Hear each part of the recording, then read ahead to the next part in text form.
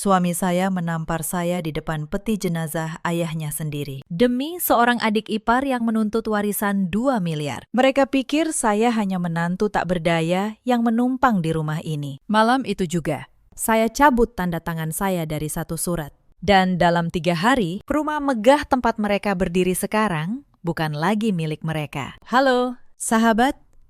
Selamat datang kembali di kanal ini. Tempat kita berbagi kisah tentang kesabaran, harga diri, dan keadilan yang datang pada waktunya. Jika cerita ini menyentuh hati Anda, tekan tombol berlangganan. Mari kita mulai. Nama saya Anindya. Usia saya 36 tahun. Saya bekerja sebagai manajer operasional di sebuah perusahaan properti di kawasan Sudirman. Sudah 12 tahun saya menjadi menantu di keluarga Wirastama. 12 tahun saya pikir kesabaran adalah bentuk cinta. Saya keliru.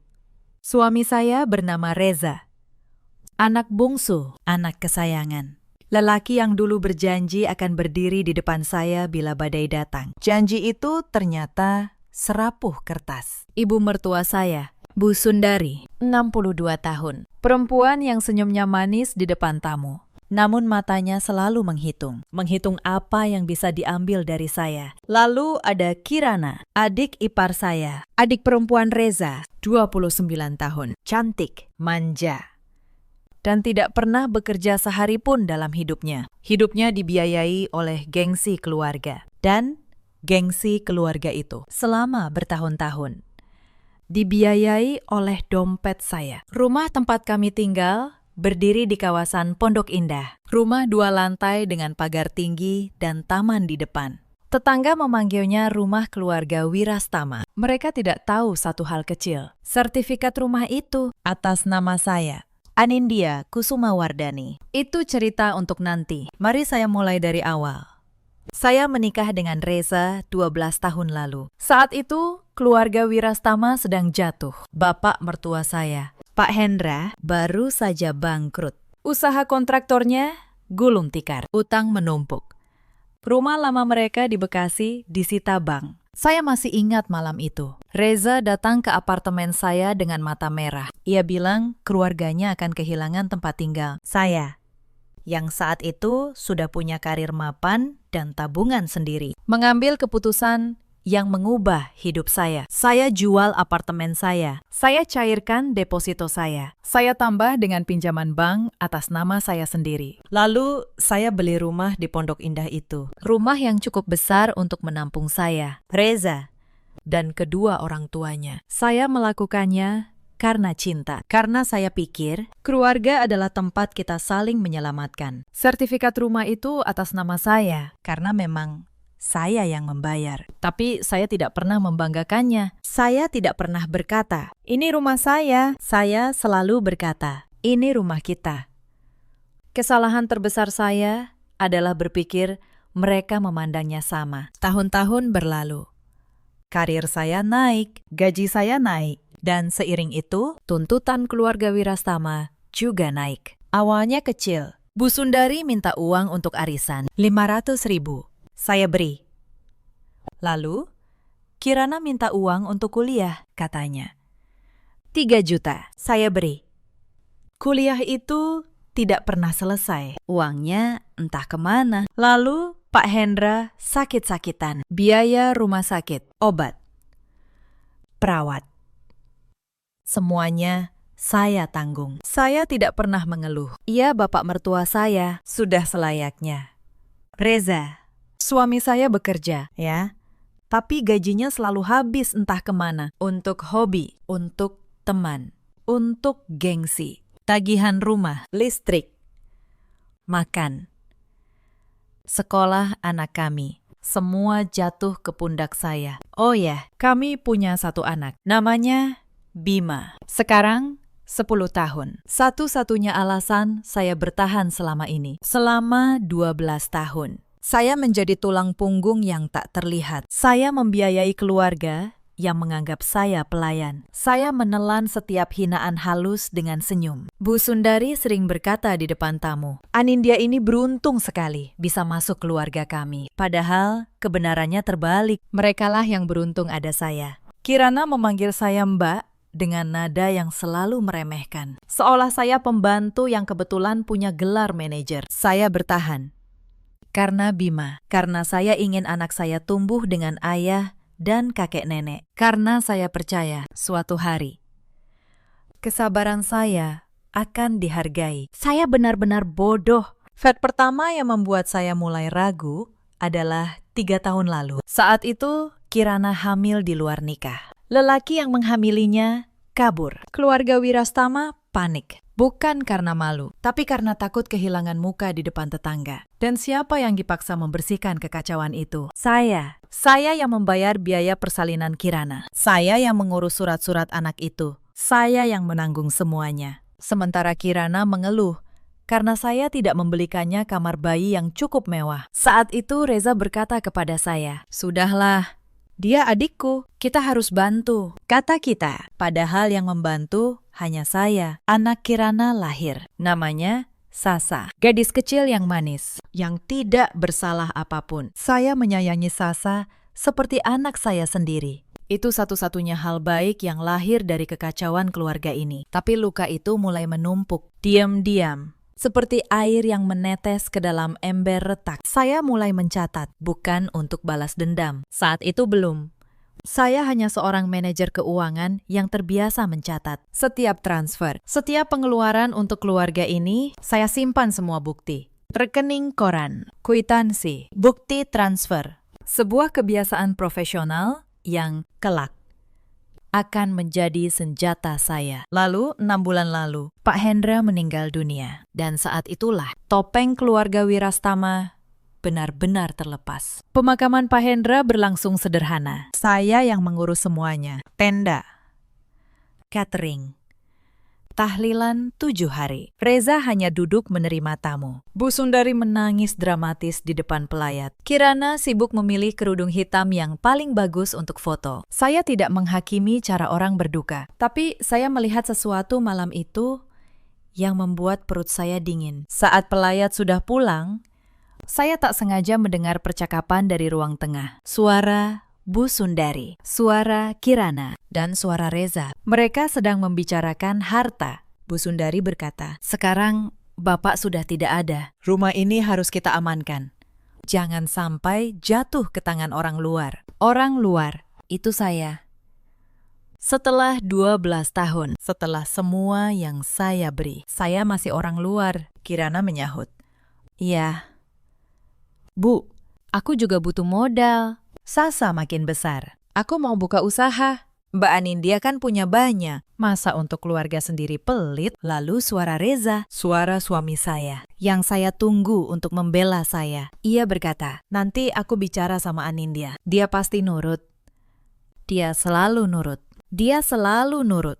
3 kata itu menancap seperti pisau. Suami saya tidak melihat saya sebagai istri. Ia melihat saya sebagai mesin yang selalu menurut. Saya berdiri di lorong gelap itu. Tangan saya gemetar. Tapi kepala saya, anehnya, mulai jernih.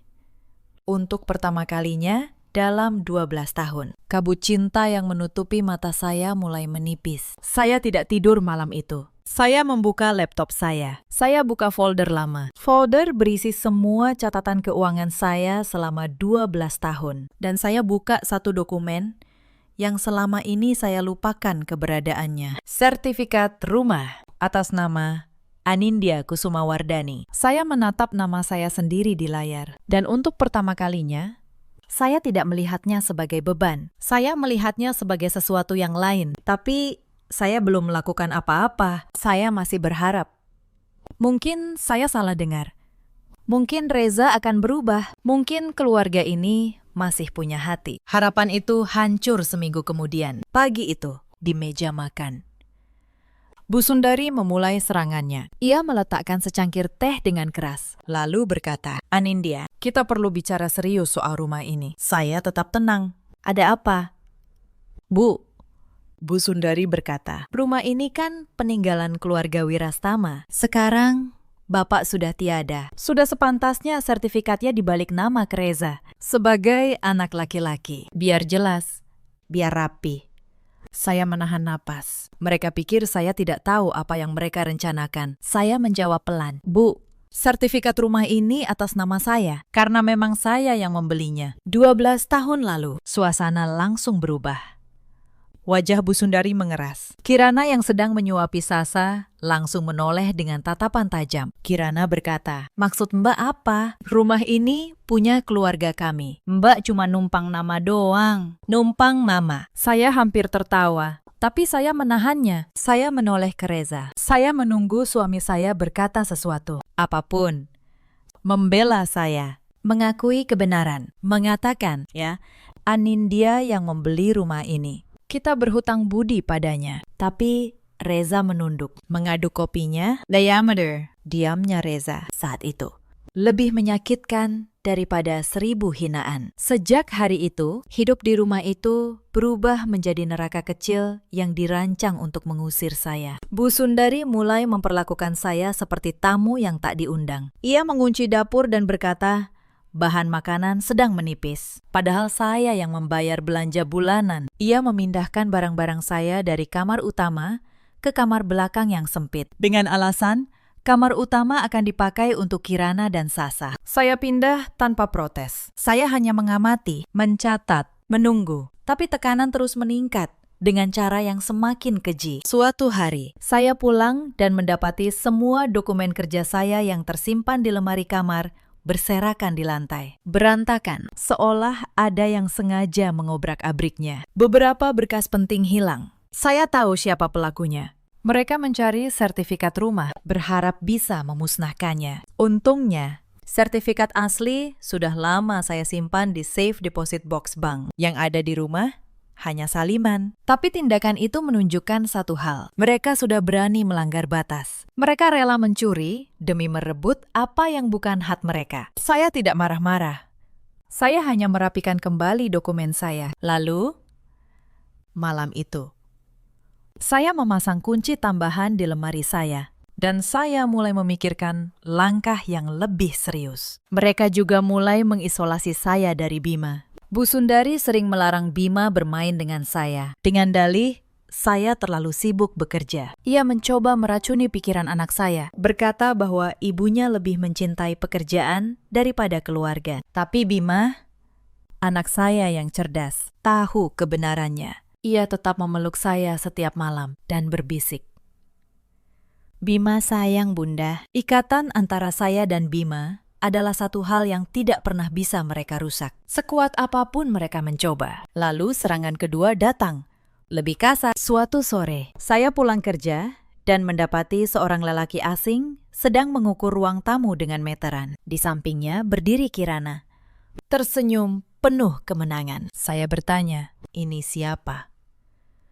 Kirana menjawab santai, "Oh, ini arsitek. Aku mau renovasi rumah. Ruang tamu ini mau aku jadikan kafe kecil. Modal usaha dari warisan Bapak." Renovasi, kafe, modal usaha di rumah yang sertifikatnya atas nama saya, tanpa bertanya kepada saya sedetik pun. Dan ternyata itu baru permulaan. Beberapa hari sebelumnya, Kirana sudah mengajukan tuntutan langsung kepada saya. Ia masuk ke kamar saya tanpa mengetuk, duduk di tepi ranjang, lalu berkata dengan nada manja yang dibuat-buat, "Mbak, aku butuh modal 500 juta buat buka usaha. Mbak kan kaya. Transfer ya, anggap aja bantu adik. 500 juta. Disebut seentang meminta uang jajan. Saya menjawab pelan, "Kirana, saya tidak punya uang sebanyak itu untuk diberikan begitu saja." Wajah Kirana langsung berubah masam. Ia berdiri, lalu berkata sinis, "Halah, sok miskin.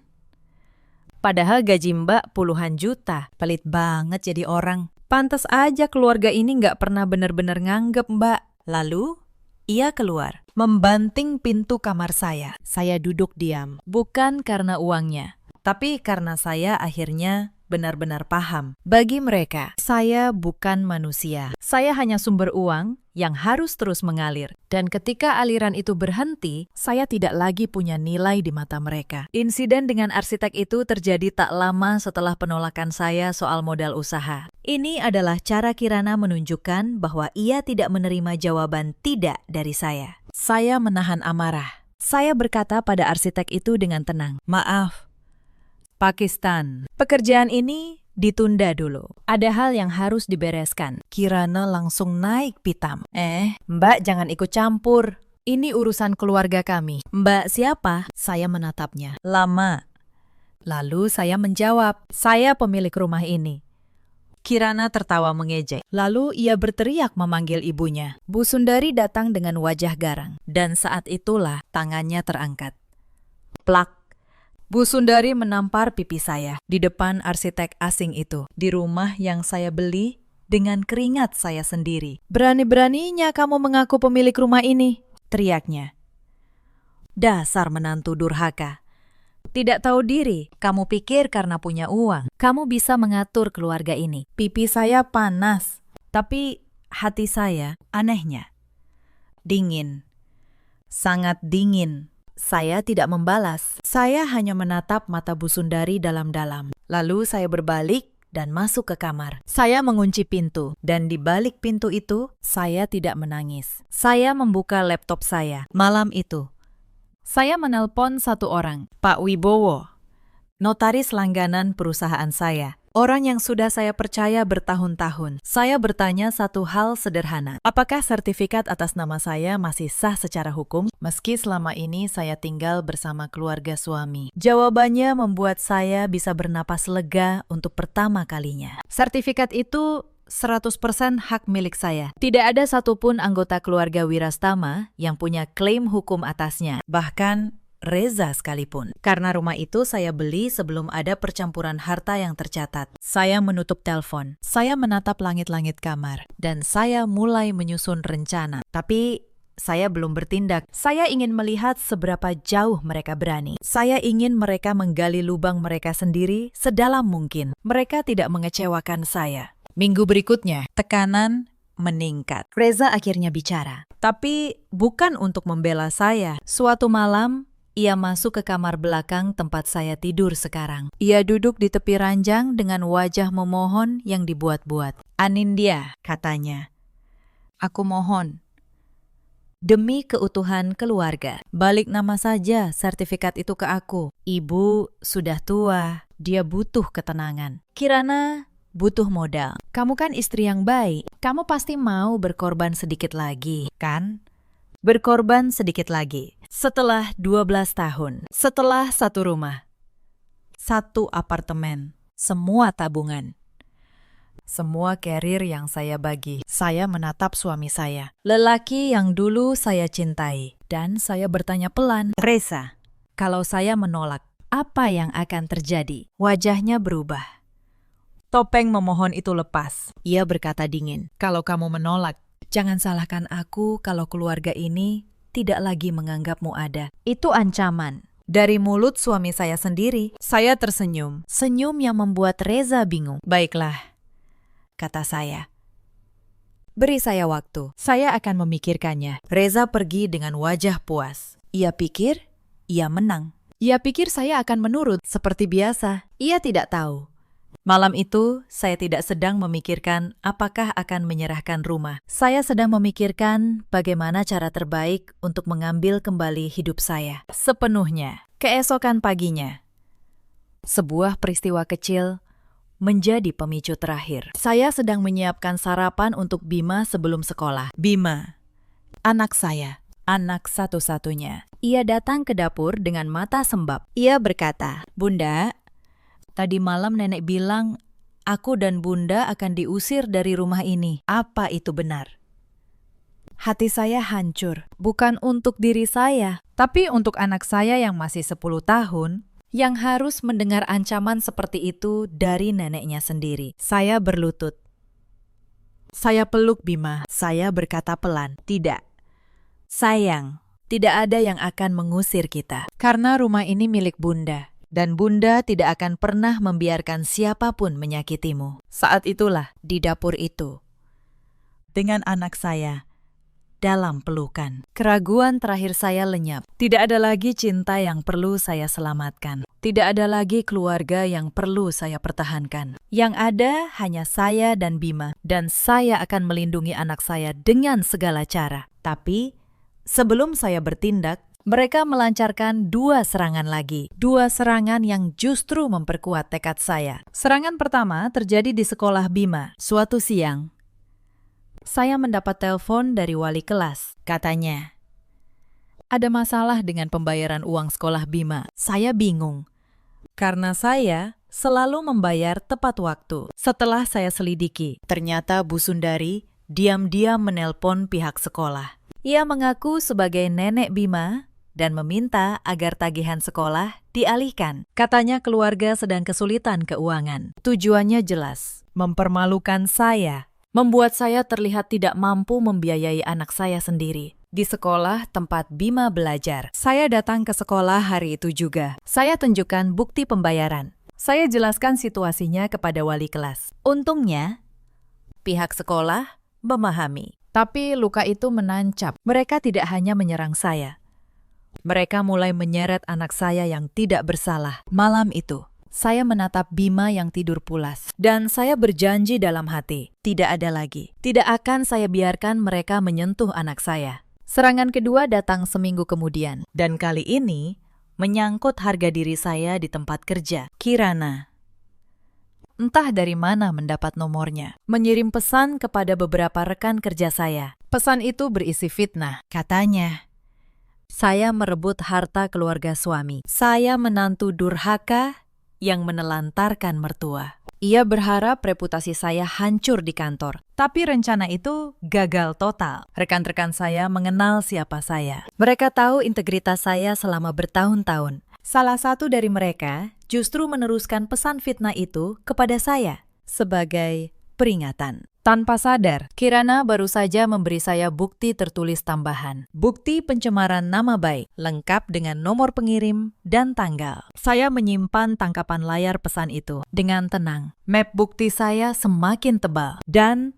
mereka tanpa sadar terus mengisinya untuk saya. Saat itulah saya tahu kesabaran saya sudah cukup. Sekarang giliran keadilan. Hari itu saya tidak ke kantor. Saya menelpon Pak Wibowo. Lalu saya menelpon Pak Handoko, kepala divisi legal di perusahaan saya. Pengacara korporat senior yang sangat saya hormati. Saya menceritakan semuanya. Dan saya bertanya, langkah apa yang paling kuat secara hukum? Mereka berdua mendengarkan. Lalu Pak Handoko berkata satu kalimat yang membuat saya tahu saya sudah berada di jalur yang benar. Anindya, secara hukum, Anda memegang semua kartu. Mereka tidak punya apa-apa.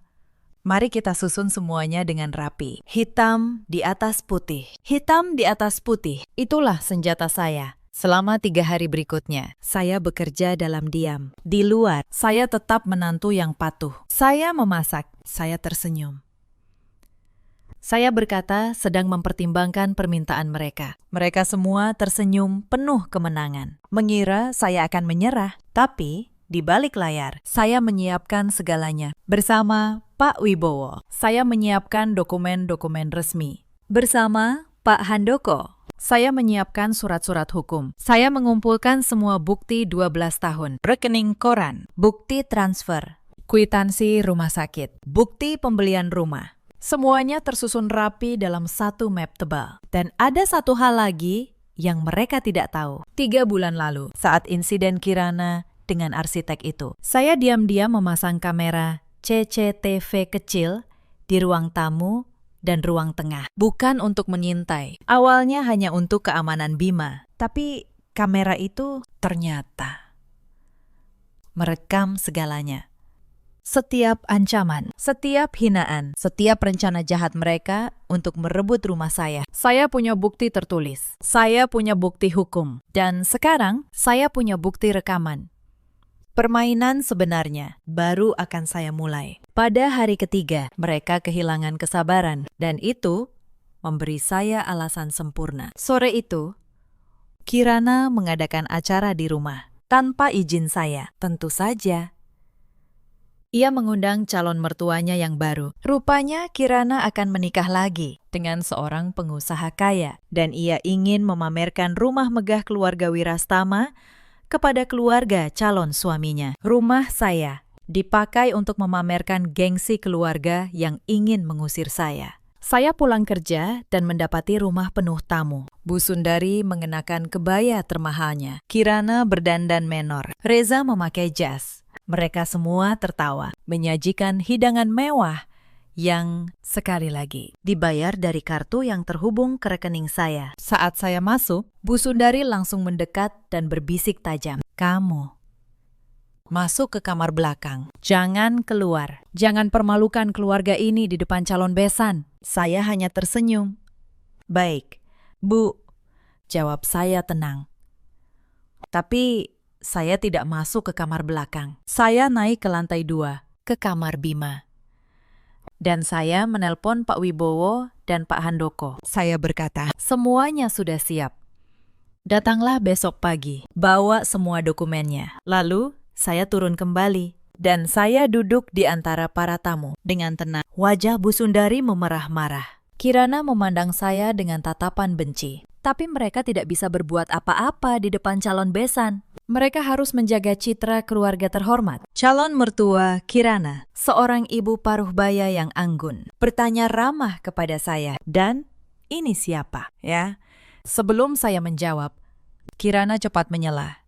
Oh, ini Mbak Anindya. Dia, pembantu lama yang sudah seperti keluarga. Pembantu, 12 tahun, satu rumah, semua pengorbanan. Dan di depan tamu, saya diperkenalkan sebagai pembantu. Saya tidak marah, saya hanya menyimpan kalimat itu. Untuk besok, saya menjawab dengan senyum sopan, senang berkenalan dengan ibu. Lalu, saya permisi dan masuk ke kamar. Malam itu adalah malam terakhir keluarga Wirastama tidur nyenyak di rumah saya. Keesokan paginya, semuanya berubah selamanya. Pukul 9 pagi, bel rumah berbunyi. Saya yang membuka pintu. Di depan pagar, berdiri Pak Wibowo dengan map dokumen, Pak Handoko dengan jas rapi dan tas kerja, dan 2 orang stafnya. Bu Sundari muncul dari ruang tengah, masih dengan daster paginya. Ia bertanya curiga, siapa mereka?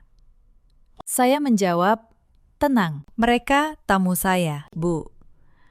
Notaris dan pengacara saya. Mari, kita semua duduk di ruang tamu. Ada hal penting yang perlu kita bicarakan. Sebagai keluarga, sesuatu dalam nada suara saya membuat Bu Sundari ragu. Ia memanggil Reza dan Kirana. Tak lama, mereka bertiga duduk di sofa ruang tamu. Wajah mereka campuran antara bingung dan waspada. Saya duduk berhadapan dengan mereka. Di samping saya, Pak Wibowo dan Pak Handoko. Di meja, sebuah map tebal. Reza memulai dengan nada sombong. Ada apa ini? Anindya, kamu mau menyerahkan rumahnya secara resmi. Bagus, sudah kubilang dia pasti nurut. Bu, saya membiarkan ia menyelesaikan kalimatnya. Lalu saya berkata, tidak. Reza, saya tidak akan menyerahkan apapun. Justru sebaliknya, saya membuka map itu. Lembar pertama saya keluarkan. Sertifikat rumah. Saya letakkan di meja. Atas nama Anindya Kusumawardhani, ini, kata saya, adalah sertifikat sah rumah ini. Atas nama saya. Dibeli 12 tahun lalu dengan uang saya. Hasil penjualan apartemen saya, deposito saya, dan pinjaman bank atas nama saya. Sudah saya konsultasikan dengan notaris dan pengacara. Secara hukum, rumah ini 100% milik saya. Wajah Bu Sundari memucat. Kirana mulai gelisah. Reza menegang. Pak Wibowo angkat bicara dengan tenang dan profesional. Benar, ujarnya. Saya notaris yang menangani sertifikat ini. Tidak ada satupun nama anggota keluarga Wirastama yang tercantum. Tidak ada hak waris. Tidak ada hak milik. Tidak ada klaim hukum apapun dari pihak lain. Rumah ini sepenuhnya milik Ibu Anindya. Bu Sundari bangkit dari sofa. Suaranya melengking. Tidak mungkin. Ini rumah keluarga kami. Reza, lakukan sesuatu. Reza berdiri, wajahnya merah. Anindya, kamu tidak bisa begini. Aku, suamimu. Harta kita itu harta bersama. Saya menatapnya tenang. Lalu saya keluarkan lembar kedua. Pak Handoko, tolong jelaskan. Pak Handoko membuka berkasnya. Suaranya berat dan berwibawa. Saudara Reza, rumah ini dibeli oleh klien saya sebelum pernikahan, tercatat memiliki percampuran harta. Secara hukum, Ini adalah harta bawaan, bukan harta bersama. Anda tidak memiliki hak atasnya. Dan ini ditambah satu fakta lagi. Ia mengeluarkan setumpuk kertas, rekening koran, bukti transfer. Selama 12 tahun, klien saya telah membiayai seluruh kebutuhan keluarga ini. Total, berdasarkan catatan yang terdokumentasi dengan sangat rapi, mencapai 3.400.000.000 rupiah. Termasuk biaya rumah sakit almarhum Bapak Hendra, biaya persalinan Nona Kirana, dan seluruh tagihan rumah tangga. Ruangan hening. Hanya terdengar suara napas Bu Sundari yang memburu. 3.400.000.000. Angka itu menggantung di udara seperti vonis. Kirana akhirnya meledak. Lo nggak bisa gitu. Mbak, itu uang keluarga. Udah kewajiban lu bantu keluarga suami. Saya menoleh padanya. Untuk pertama kalinya dalam 12 tahun, saya membiarkan diri saya berkata apa yang ada di hati saya. Kewajiban, kata saya pelan. Kirana, selama 12 tahun, saya membiayai hidup kalian. Saya menanggung kalian saat keluarga ini bangkrut. Saya membayar persalinanmu saat lelaki yang menghamilimu kabur. Dan kemarin, di depan calon mertuamu, kamu memperkenalkan saya sebagai pembantu. Kirana terdiam, wajahnya pucat. Saya melanjutkan. Hak kalian di rumah ini, hak kalian atas uang saya adalah nol. Nol besar. Bukan karena saya kejam, tapi karena kalian tidak pernah menganggap saya keluarga. Kalian hanya menganggap saya dompet berjalan. Bu Sundari mencoba melangkah maju. Tangannya terangkat seperti hendak menampar saya lagi. Tapi kali ini, Pak Handoko berdiri menghalangi. Saya sarankan, Ibu tidak melakukan kekerasan, ujarnya dingin. Karena setiap tindakan di rumah ini sudah terekam. Kata terekam membuat mereka membeku. Saya mengambil tablet saya. Saya putar rekaman CCTV di layar. Terlihat jelas Bu Sundari menampar saya di hadapan arsitek. Terdengar jelas suaranya berteriak, dasar menantu durhaka, tidak tahu diri. Terdengar jelas Kirana menyuruh mengusir saya dan Bima. Terdengar jelas Reza mengancam akan menganggap saya tidak ada. Semuanya terekam. Tanggal, jam, suara, wajah. Hitam di atas putih, dan kini hidup di atas layar. Saya membiarkan rekaman itu berputar sampai habis. Setiap detik adalah pukulan bagi mereka. Wajah Bu Sundari yang menampar saya. Suara Kirana yang menyuruh mengusir Bima. Reza yang berdiri diam. Tidak melakukan apapun untuk membela istrinya. Semuanya dengan jelas, tanpa bisa dibantah. Saat rekaman berhenti, ruangan benar-benar sunyi. Bu Sundari terduduk lemas di sofa. Kirana menutup mulutnya dengan tangan. Matanya membelalak. Dan Reza, suami saya, menatap layar itu dengan wajah pucat pasi. Seolah baru pertama kali melihat siapa keluarganya sebenarnya. Atau mungkin baru pertama kali melihat siapa dirinya sebenarnya. Wajah ketiga orang itu hancur. Topeng mereka yang selama 12 tahun mereka pakai jatuh berkeping-keping di lantai ruang tamu rumah saya. Reza adalah yang pertama runtuh. Ia jatuh terduduk di sofa. Anindya, katanya dengan suara bergetar. Kita bisa bicara baik-baik. Aku hilaf. Kamu istriku. Jangan begini. Khilaf. Setelah 12 tahun, setelah ia menampar harga diri saya dengan diamnya, dengan ancamannya, dengan 3 kata yang menghantui saya, dia selalu nurut. Saya menatap suami saya. Tidak ada lagi cinta di sana, hanya rasa lelah yang dalam. Reza, kata saya, kamu punya satu kesempatan untuk membela saya. 12 tahun, berkali-kali, dan setiap kali kamu memilih ibumu, adikmu, gengsimu. Tidak pernah saya. Sekarang, saya yang memilih. Dan saya memilih diri saya. Dan anak kita. Pak Handoko meletakkan sebuah dokumen baru di meja untuk memperjelas situasi hukum. Ujarnya, klien saya telah menyiapkan 2 pilihan. Pilihan pertama, gugatan perdata untuk penggantian seluruh dana yang telah dikeluarkan selama 12 tahun, sebesar 3 miliar 400 juta, disertai surat perintah pengosongan rumah dalam waktu 3 kali 24 jam. Karena para penghuni tidak memiliki hak hukum atas properti ini. Bu Sundari menjerit, "Kamu mau mengusir kami? Mengusir ibu dari suamimu." Pak Handoko melanjutkan, "Tenang, pilihan kedua. Klien saya tidak menuntut pengembalian uang 3 miliar itu. Sebagai gantinya, seluruh penghuni mengosongkan rumah secara sukarela dalam waktu 1 minggu. Tanpa kekerasan, tanpa drama. Dan klien saya akan, dengan kebaikan hatinya, memberikan uang transisi sebesar 50 juta untuk Ibu Sundari memulai hidup baru." Ruangan hening. Pilihan itu jelas. Lawan secara hukum dan kehilangan 3 miliar yang tidak mungkin mereka bayar. Atau pergi dengan tenang dan menerima sedikit belas kasih. Tapi keserakahan manusia memang sulit ditebak. Kirana, yang sejak tadi diam, tiba-tiba menyeringai. Ia berkata, "Jangan takut.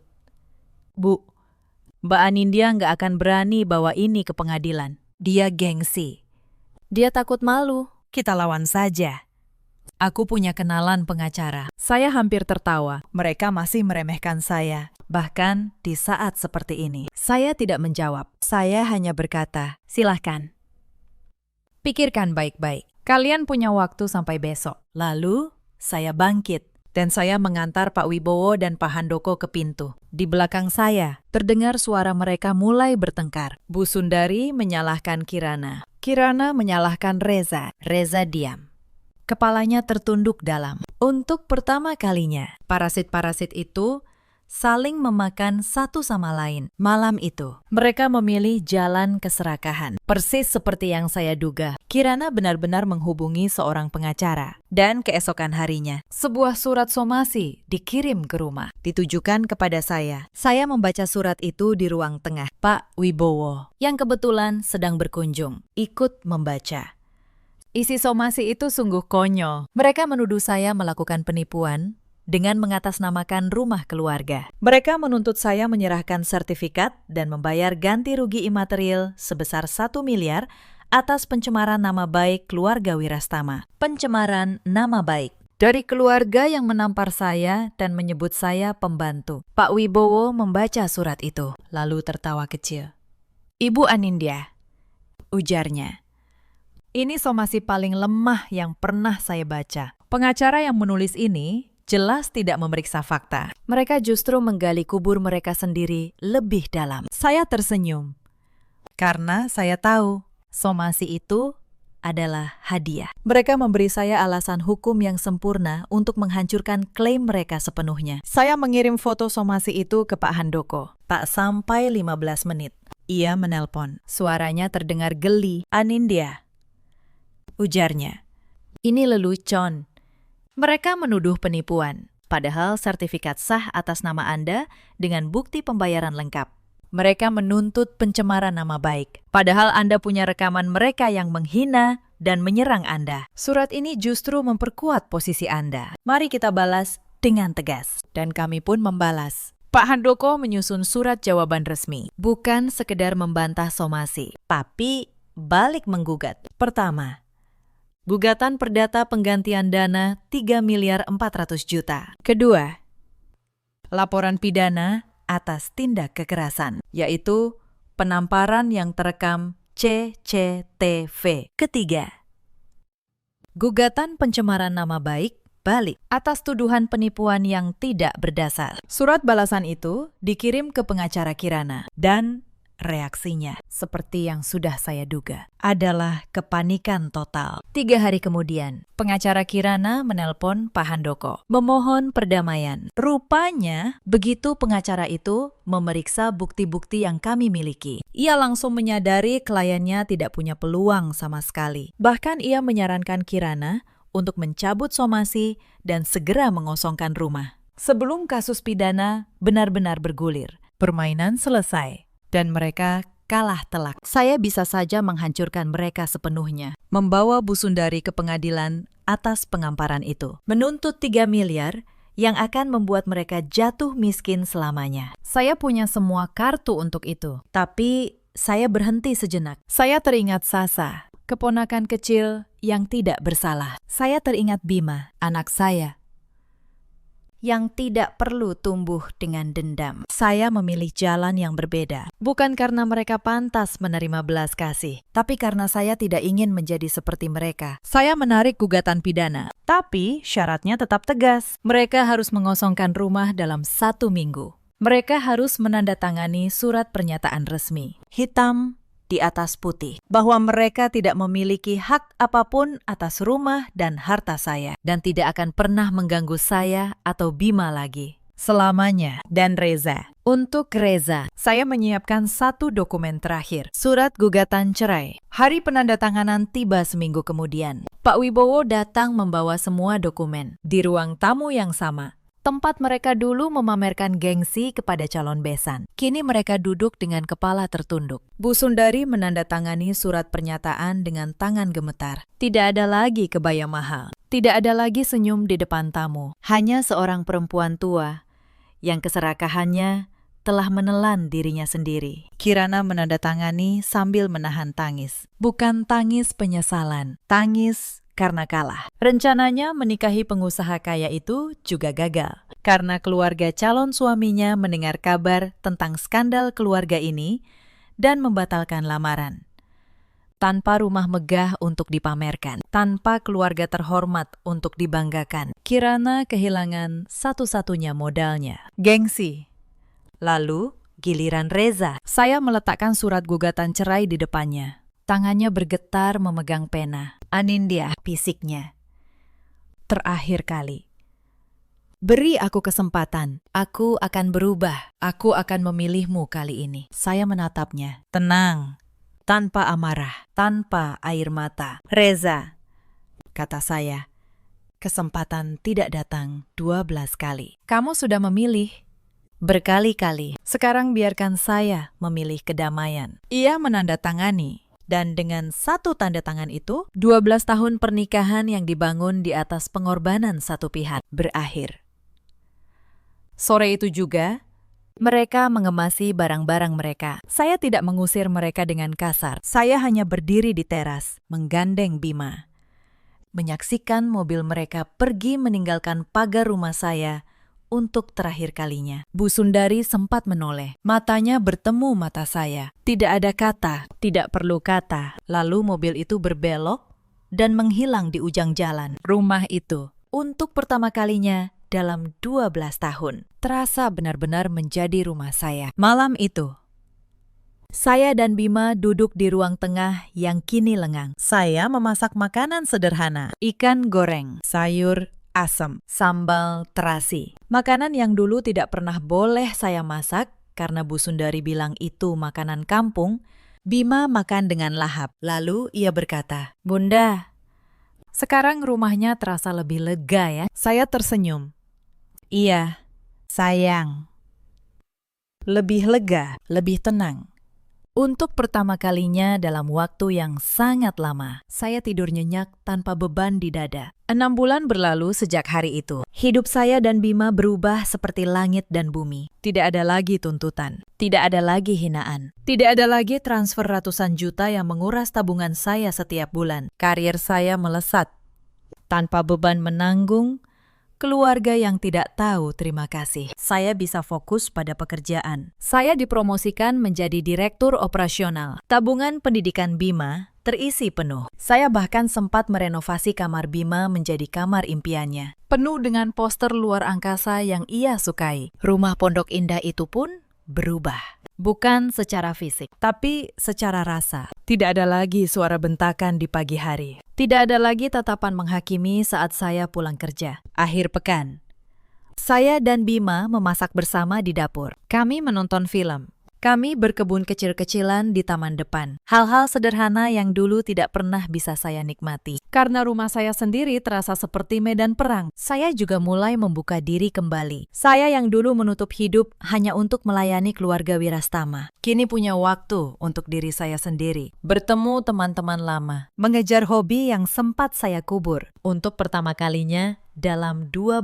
tahun. saya merasa hidup, bukan sekedar bertahan hidup. Sesekali, kabar tentang keluarga Wirastama sampai ke telinga saya dari kerabat jauh yang masih bertegur sapa. Bu Sundari, kabarnya, kini tinggal mengontrak di sebuah rumah petak kecil di pinggiran kota. Uang transisi 50 juta yang saya berikan habis dalam hitungan bulan. Sebagian untuk membayar utang kirana, sebagian untuk gaya hidup yang tidak mau ia turunkan. Kini, ia hidup sederhana, dijauhi kerabat besar, yang akhirnya tahu watak aslinya. Kirana, kabarnya, berpindah-pindah dari satu kontrakan ke kontrakan lain. Pernikahannya batal. Usaha yang ia impikan tidak pernah terwujud, karena ia tidak punya modal dan tidak mau bekerja keras. Sasa, putrinya, kabarnya ikut diasuh seorang kerabat yang lebih mampu. Saya diam-diam mengirim bantuan untuk Sasa melalui kerabat itu.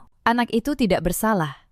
Ia tidak boleh menanggung dosa ibunya. Dan Reza, suami saya yang dulu. Ia kembali tinggal bersama ibunya di rumah petak itu. Pekerjaannya tidak pernah cukup. Kabarnya, ia sering menyesali keputusannya. Tapi penyesalan selalu datang terlambat. Selalu. Setelah semuanya hilang. Saat mendengar semua kabar itu, saya menunggu perasaan tertentu muncul di hati saya. Rasa puas, rasa menang, rasa dendam yang terbalas. Tapi tidak ada. Yang saya rasakan hanya kekosongan yang melegakan. Sebuah babak hidup yang akhirnya benar-benar tertutup. Tidak ada keinginan untuk membuka lagi lembaran lama. Tidak ada lagi luka yang perlu saya rawat. Suatu sore, saya sedang menyeduh teh di dapur ketika Bima berlari menghampiri saya. Ia memeluk pinggang saya erat. "Bunda," katanya, "terima kasih ya. Sekarang Bima nggak pernah lihat Bunda nangis lagi." Hati saya hangat. Saya berlutut, menyejajarkan tinggi saya dengan anak saya. Saya cium keningnya. "Bunda janji," kata saya, "Bunda akan selalu menjaga Bima. Karena Bima dan Bunda, kita ini keluarga. Keluarga yang sebenarnya." Bima tersenyum lebar. Senyum yang membuat semua pengorbanan saya terasa berarti. Sahabat, sampai di sini cerita saya. Tapi izinkan saya menutupnya dengan sesuatu yang saya pelajari. Cerita ini mengajarkan satu hal. Kebaikan kita bukanlah kelemahan kita. Jangan pernah membiarkan orang lain mengubah pengorbananmu menjadi kewajiban yang tak pernah cukup. Dan jangan pernah demi nama keluarga menelan harga dirimu sampai kamu kehilangan dirimu sendiri. Di luar sana ada banyak perempuan seperti saya dulu. Perempuan yang membiayai, menanggung, dan bertahan sambil menelan air mata setiap malam. Mereka pikir kesabaran tanpa batas adalah cinta. Padahal kesabaran yang tidak dihargai hanyalah jalan menuju kehancuran diri. Di luar sana, ada juga banyak suami seperti Reza. Lelaki yang memilih diam saat istrinya dihina. Lelaki yang menganggap pengorbanan istrinya sebagai hal yang sudah seharusnya. Sampai mereka kehilangan segalanya. Dan baru menyadari apa yang telah mereka sia-siakan. Dan di luar sana, ada pula keluarga yang memandang menantu hanya sebagai dompet berjalan. Yang lupa bahwa rasa hormat tidak bisa dibeli dan keserakahan selalu menemukan jalannya sendiri menuju kehancuran. Saya tidak menyesali 12 tahun itu, karena dari sana saya belajar satu kebenaran sejati. Keluarga bukanlah sekedar ikatan darah atau nama yang tertulis di atas kartu keluarga. Keluarga adalah mereka yang memilih untuk tetap tinggal saat hidup sedang hancur. Keluarga adalah tangan yang tidak pernah melepaskan genggamannya saat kita jatuh. Dan kini, saya sudah menemukan keluarga saya yang sebenarnya. Saya dan anak saya, Bima. Di rumah yang akhirnya benar-benar menjadi rumah kami. Dalam hidup, kita selalu punya pilihan. Memilih bertahan dalam penderitaan demi sebuah nama. Atau memilih berdiri demi harga diri dan masa depan. Saya sudah memilih. Dan saya tidak pernah menyesalinya. Bagaimana dengan Anda? Jika Anda berada di posisi saya, apa yang akan Anda lakukan? Tuliskan pendapat Anda di kolom komentar. Ceritakan kisah kalian. Mari kita saling menguatkan. Terima kasih sudah menemani sampai akhir. Jika cerita ini menyentuh hati Anda, jangan lupa tekan tombol suka dan berlangganan. Sampai jumpa di kisah berikutnya. Setelah resmi bercerai, saya baru tahu sedang mengandung anak kembar. Saya memilih diam. Saya melahirkan mereka seorang diri. Setahun kemudian, saat membawa anak saya memeriksakan jantung, seorang dokter berbisik di telinga saya. Di ujung koridor, ada seseorang yang menunggu, ingin bertemu ibu. Halo, sahabat. Selamat datang kembali di kanal ini. Kalau kisah malam ini menyentuh hati Anda, tolong tinggalkan satu kata di kolom komentar. Mari kita mulai. Jakarta di akhir September. Hujan turun kelabu sejak pagi. Gan besar di kawasan Bintaro itu seolah diselimuti lapisan kesedihan yang lembab dan dingin. Nama saya Anindita Kirana. Saat itu, usia saya 31 tahun. Saya bekerja sebagai ilustrator buku anak dan prestorasi foto lama. 6 tahun 3 bulan yang lalu, saya melangkah masuk ke dalam keluarga Wijaja melalui sebuah pernikahan adat yang megah, lengkap dengan segala upacaranya. Lengkap pula dengan tatapan bangga dari orang tua kedua belah pihak. Saat itu, saya adalah istri Baskara Wijaja, direktur sebuah perusahaan alat kesehatan ternama di Jakarta. Ibu mertua saya, Bu Dewi Kartika, pernah menggenggam tangan saya di hari pernikahan. Beliau berkata lembut, "Setelah masuk ke rumah ini, kamu adalah putri mama." Baskara itu wataknya keras. Kalau ada apa-apa, kamu yang sabar sedikit, ya. Saya mengangguk. Saya percaya setiap kata itu. Saya tidak tahu, kata-kata semanis itu bisa berubah menjadi pisau yang paling dingin. Tahun-tahun pertama berjalan baik. Rumah keluarga Wijaja berdiri di kawasan Menteng. Halamannya luas, pagarnya tinggi, dan setiap sudutnya berkilau. Baskara sibuk, pulang larut, pergi pagi. Tapi setiap kali ia melihat saya, matanya masih hangat.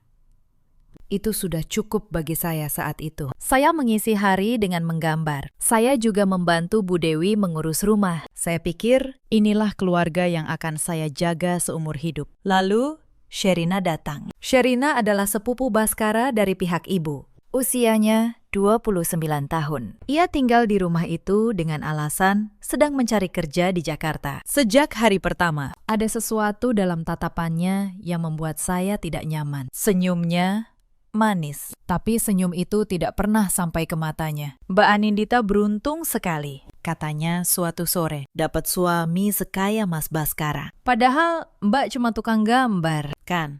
Saya hanya tersenyum. Saya pikir itu hanya gurauan. Saya tidak tahu kalimat-kalimat kecil seperti itu adalah retakan pertama. Dan retakan selalu melebar bila dibiarkan. Bulan-bulan berikutnya, Sherina semakin sering berada di dekat Baskara, membawakan kopi, menyiapkan berkas kantornya, tertawa di setiap leluconnya. Saya tidak cemburu, saya percaya pada suami saya. Itulah kesalahan saya yang pertama. Suatu malam, Bu Dewi memanggil saya ke ruang tengah. Wajahnya berbeda, dingin.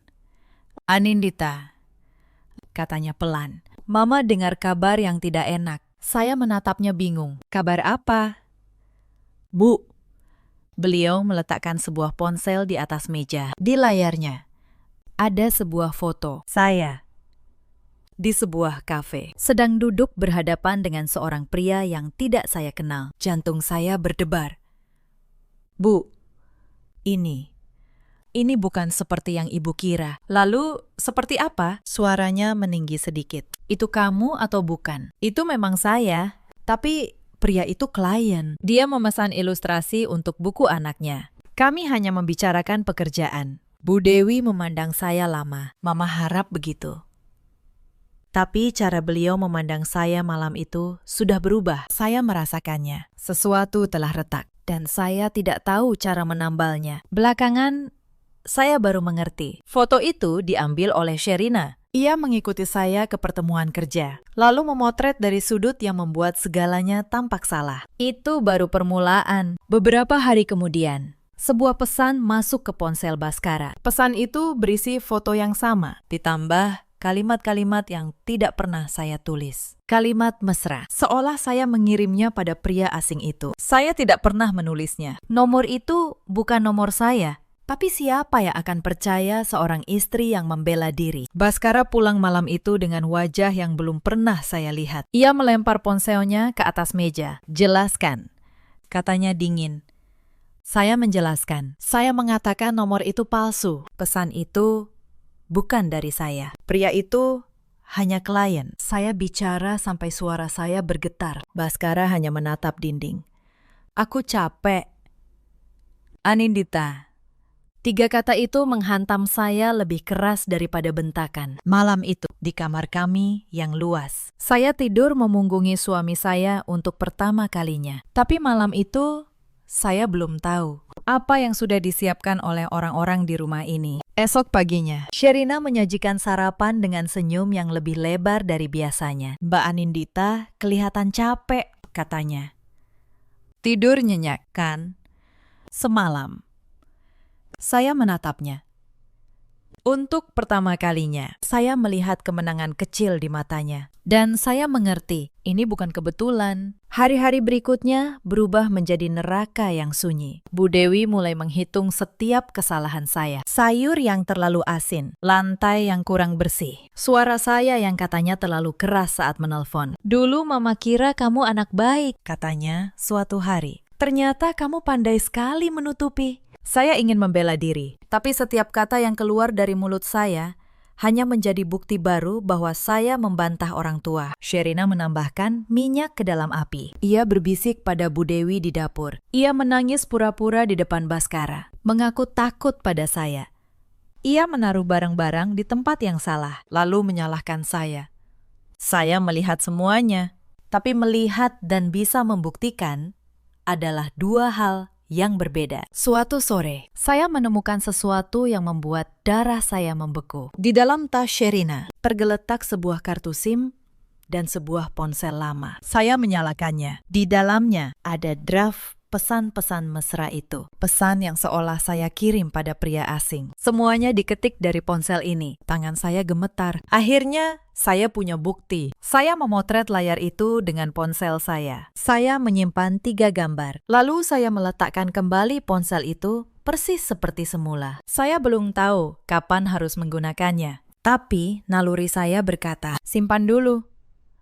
Suatu hari, ini akan berbicara. Sebelum semua kehancuran itu, ada tanda-tanda yang seharusnya saya baca lebih awal. Sherina pandai sekali memainkan peran. Di depan Bu Dewi, ia adalah keponakan yang rajin dan penuh hormat. Ia membantu di dapur, memijat bahu Bu Dewi, dan memuji setiap masakan beliau. Sementara setiap masakan saya selalu ada saja kurangnya di mata mereka. Suatu hari, saya memasak rendang untuk acara keluarga. Saya memasaknya sejak subuh, dengan resep yang diajarkan ibu saya. Tapi saat hidangan tersaji, Sherina mencicipinya dan mengernyit. Aduh, Mbak, ini kok agak keras ya dagingnya. Kasihan tante kalau makan ini. Bu Dewi langsung meletakkan sendoknya. Padahal sebelum Sherina bicara, beliau sudah memuji rendang itu. Sejak hari itu, urusan masak rendang untuk acara keluarga diambil alih Sherina. Hal-hal kecil seperti itu terjadi setiap hari. Sedikit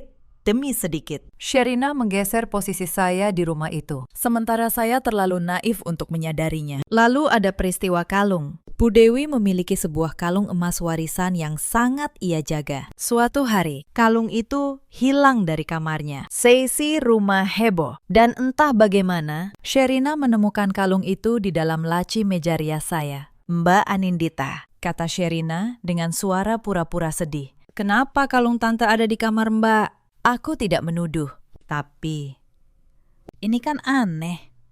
Saya terkejut bukan main. Saya tidak pernah mengambilnya. Saya bahkan tidak pernah masuk kamar ibu tanpa izin. Tapi bukti ada di depan mata semua orang. Bu Dewi menatap saya dengan kekecewaan yang dalam. Kalau kamu butuh uang, kamu bisa bilang, tidak perlu mencuri.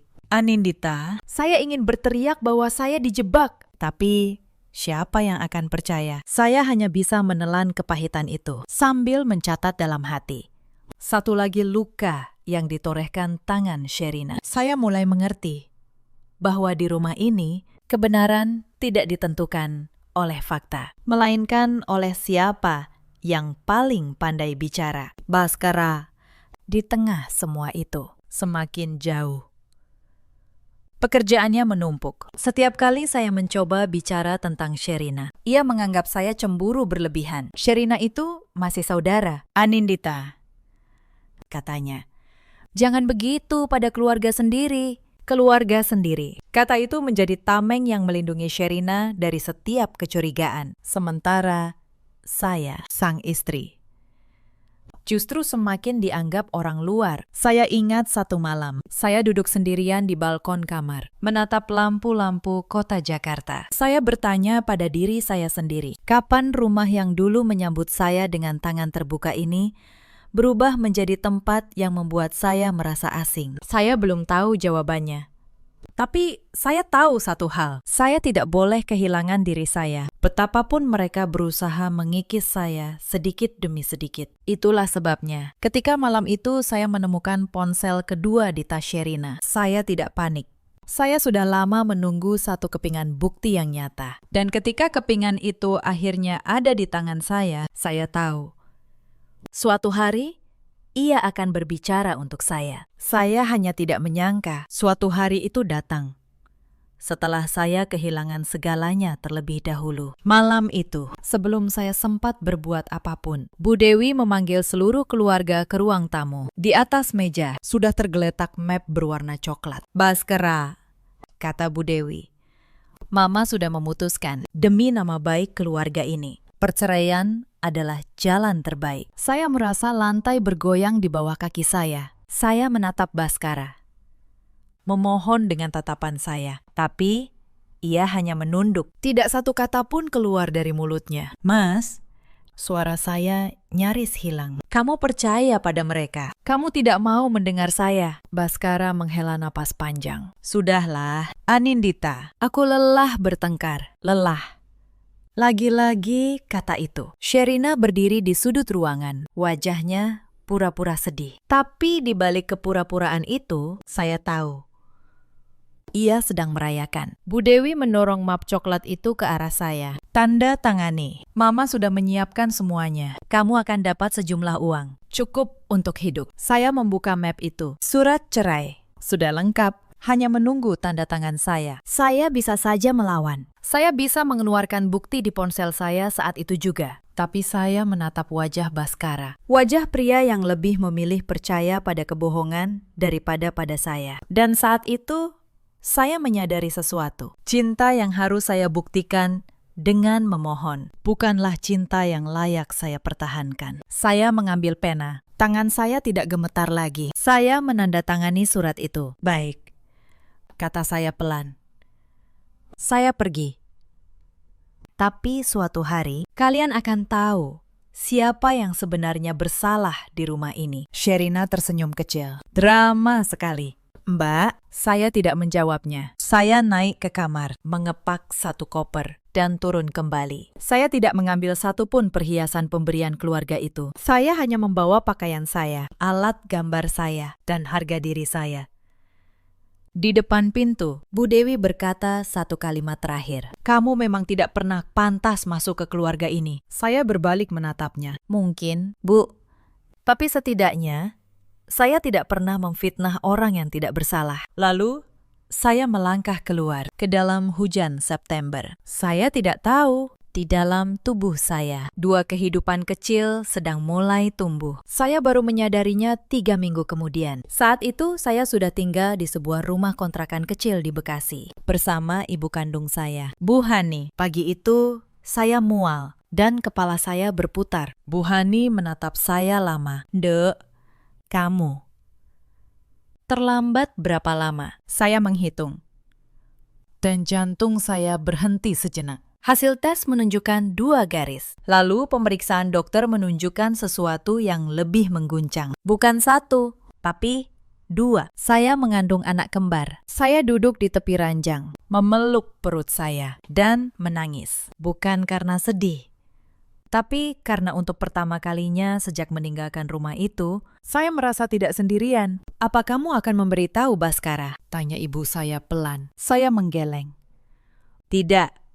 Bu, keluarga itu sudah membuang saya saat saya tidak bersalah. Saya tidak akan menyerahkan anak-anak saya pada orang yang tidak mempercayai ibunya. Ibu saya menggenggam tangan saya. Kalau begitu, kita besarkan mereka berdua. Ibu memang tidak kaya, tapi ibu punya cukup cinta untuk kalian bertiga. Sejak hari itu, hidup saya berubah total untuk menuntut kembali kehormatan saya. Pertama-tama, saya harus hidup dan 2 nyawa di dalam perut saya juga harus hidup. Saya mulai menerima pekerjaan merestorasi foto-foto lama. Siapapun yang punya foto kakek nenek yang berjamur, foto pernikahan yang sobek sudutnya, atau foto leluhur yang warnanya pudar, mereka mengirimkan filenya untuk saya perbaiki. Terkadang saya duduk berjam-jam, memperbesar setiap retakan di wajah seorang nenek dalam foto hitam putih, menambalnya sedikit demi sedikit. Saya juga menerima pekerjaan menggambar ilustrasi buku anak untuk sebuah penerbit kecil di Jakarta. Uangnya tidak banyak, kadang ada, kadang tidak.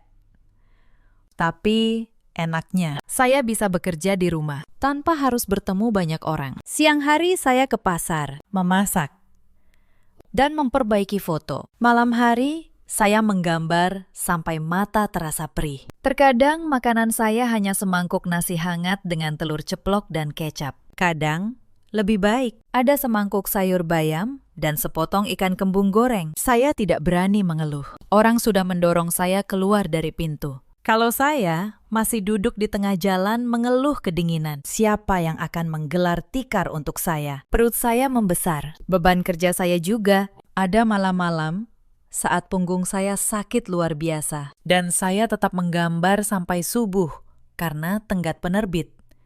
Ada hari-hari saat saya antre di puskesmas untuk pemeriksaan kandungan sendirian. Di antara para ibu yang ditemani suami mereka, saya menahan semuanya karena di dalam diri saya ada 2 alasan untuk terus kuat. Tapi hidup seorang ibu tunggal tidak pernah memberi waktu untuk berduka lama-lama. Saat usia kandungan saya menginjak bulan ke-5, kontrakan tempat kami tinggal dijual oleh pemiliknya. Kami harus pindah dalam 2 minggu. Dengan perut yang semakin berat, saya berkeliling Bekasi mencari rumah petak yang sewanya terjangkau. Akhirnya saya menemukan sebuah rumah kecil di gang sempit. Dindingnya lembab. Atapnya bocor di satu sudut, tapi sewanya murah, dan itu yang penting. Malam pertama di rumah itu, hujan turun deras, dan saya menampung air bocor dengan ember sambil menggambar ilustrasi yang harus selesai esok pagi. Saya tidak menangis, saya hanya bekerja. Karena setiap lembar ilustrasi yang selesai berarti susu untuk anak-anak saya nanti. Suatu hari, seorang klien restorasi foto menolak membayar setelah pekerjaan selesai. Ia bilang hasilnya tidak memuaskan, padahal ia hanya tidak mau membayar. Uang itu sudah saya hitung untuk kontrol kandungan minggu itu. Saya terpaksa menundanya. Bu Hani diam-diam menjual gelang emas terakhirnya untuk menutupi biaya itu. Saat saya tahu, saya menangis di pelukannya. Ibu, itu gelang dari almarhum Bapak. Ibu saya hanya tersenyum. Bapakmu pasti lebih senang gelang itu jadi penjaga cucunya daripada teronggok di lemari. Kebaikan seperti itulah yang membuat saya tidak pernah benar-benar jatuh. Tapi cobaan belum berhenti. Di bulan ke-8, saya jatuh sakit, demam tinggi. Tubuh menggigil. Saya terbaring lemah. Sementara tenggat penerbit sudah di depan mata. Kalau saya gagal mengirim, kontrak kerja itu bisa diputus. Dan itu satu-satunya penghasilan tetap saya. Maka, di tengah demam, saya tetap menggambar. Tangan saya gemetar memegang pena. Bu Hani mengompres dahi saya sambil memarahi saya dengan lembut. Kamu ini keras kepala seperti almarhum bapakmu. Saya menyelesaikan ilustrasi itu pukul 3 pagi, lalu pingsan di meja kerja. Tapi kontrak itu selamat, dan 2 hari kemudian demam saya turun. Setiap kali saya merasa hampir menyerah, saya meletakkan tangan di perut saya, merasakan 2 tendangan kecil, dan menemukan alasan untuk bangkit lagi. Setelah si kembar lahir dan Raina didiagnosis sakit jantung, ujian itu naik ke tingkat yang baru. Suatu malam, Rainan mendadak demam tinggi dan napasnya tersengal. Untuk bayi dengan kelainan jantung, demam bukan perkara kecil. Saya menggendongnya, menembus hujan tengah malam, mencari angkutan ke rumah sakit. Tidak ada ojek.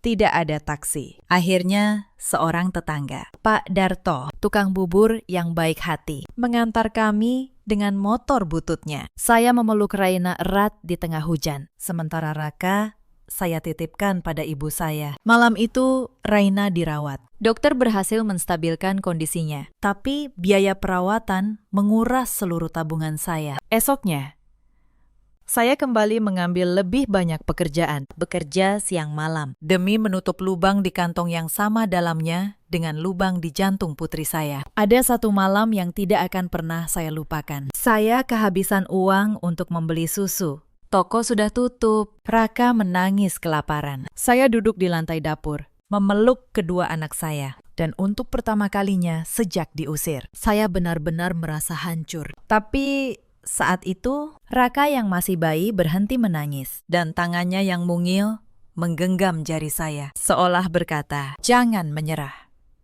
Bunda, saya menyeka air mata saya. Esok paginya, saya menjual cincin kawin saya, satu-satunya barang berharga yang tersisa dari pernikahan itu. Saya menjualnya tanpa ragu. Cincin itu sudah kehilangan maknanya. Tapi anak-anak saya tidak boleh kehilangan apapun lagi. Hari demi hari, saya belajar satu hal. Kekuatan seorang ibu bukan datang dari uang atau dukungan. Kekuatan itu datang dari tidak adanya pilihan untuk menyerah. Bulan ke-9 tiba di sebuah malam bulan Juli. Saya melahirkan di rumah sakit umum. Ditemani ibu saya dan seorang bidan yang baik hati. Prosesnya panjang dan berat. Tapi saat saya mendengar dua tangisan kecil memenuhi ruangan, semua rasa sakit itu seolah lenyap. Anak pertama, laki-laki.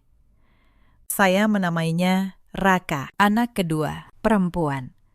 Saya menamainya Raina. Dua bayi mungil dengan wajah yang amat mirip ayah mereka. Saya menggendong keduanya, dan untuk pertama kalinya dalam hidup saya merasa benar-benar utuh. Tapi takdir belum selesai mengujinya. 3 hari setelah kelahiran, dokter anak memanggil saya dengan wajah serius. "Bu Anindita," katanya.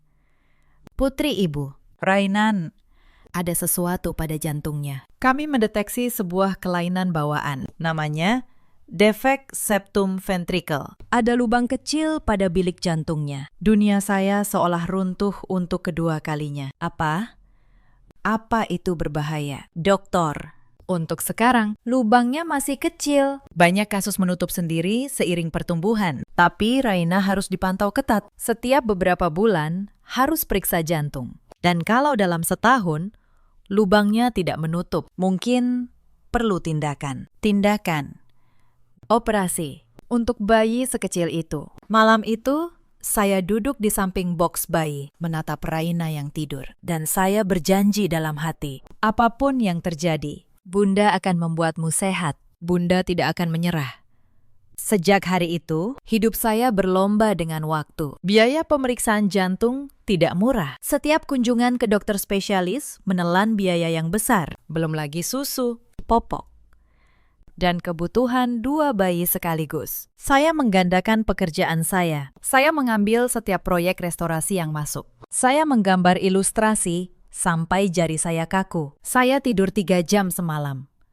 Kadang kurang. Bu Hani menjaga si kembar saat saya bekerja. Beliau menggendong Raina yang sering rewel karena lelah, menyanyikan lagu-lagu lama, dan tidak pernah sekalipun mengeluh. "Ibu," kata saya suatu malam, dengan mata yang nyaris terpejam. "Maaf, ya, karena saya. Ibu jadi capek di usia segini." Ibu saya tersenyum. "Capek apa? Punya cucu seperti Raka dan Raina itu rezeki, bukan beban. Kamu yang harus jaga kesehatan. Mereka cuma punya satu ibu." Bulan demi bulan berlalu. Si kembar tumbuh. Raka kuat dan banyak tertawa. Raina lebih kecil, lebih lembut. Tapi matanya hidup dan penuh rasa ingin tahu. Setiap 3 bulan, saya membawa Raina periksa jantung. Setiap kali, saya menahan napas, menunggu hasilnya. Setiap kali, lubang di jantungnya sedikit demi sedikit mengecil. "Bagus, Bu," kata dokter pada pemeriksaan terakhir menjelang ulang tahun pertama si kembar. "Lubangnya hampir menutup. Kita pantau sekali lagi. Kalau bulan depan stabil, Raina tidak perlu operasi. Saya menangis di koridor rumah sakit. Tangis lega yang sudah saya tahan selama setahun penuh. Sementara itu, di sisi lain kota, keluarga Wijaja tidak tahu bahwa darah daging mereka sedang berjuang untuk hidup. Di tengah tahun pertama itu, ada satu peristiwa yang nyaris menghancurkan saya sepenuhnya. Suatu sore, seorang perempuan datang ke rumah petak saya di Bekasi. Saya tidak mengenalnya, tapi ia mengenal saya. "Kamu Anindita, kan?"